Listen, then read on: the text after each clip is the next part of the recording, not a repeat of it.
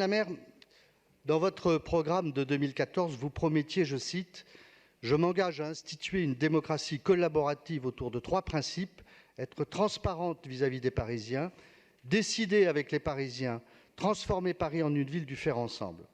6 ans plus tard, cette promesse de gouvernance en concertation et en dialogue permanent avec les Parisiennes et les Parisiens est loin de la réalité.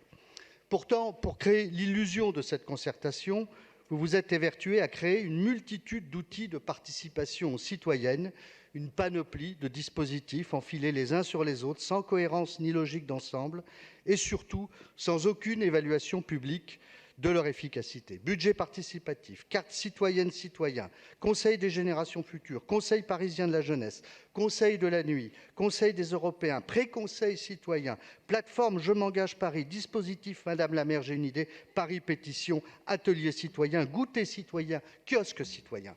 Cette débauche de mots, cette accumulation de concepts masque au mieux sur le plan sémantique une velléité de concertation et au pire une forme d'auto-persuasion forcenée. Ne nous y trompons pas, les Parisiens ne s'y trompent pas. Fin 2017, dans un sondage publié par l'Observatoire des usages émergents de la ville, 76% des Parisiens ne se considéraient pas du tout ou très peu impliqués sur les grandes décisions de leur ville.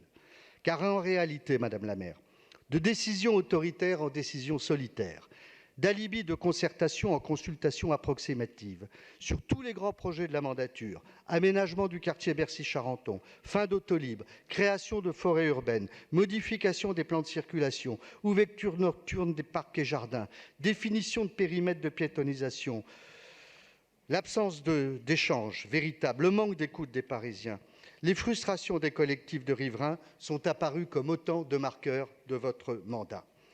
Dans le seul 14e arrondissement qui m'est cher, l'aménagement de l'avenue René-Coty et la convention d'occupation de la ferme Montsouris ont été décidés sans réel dialogue interactif avec les riverains, ni proposition d'alternative.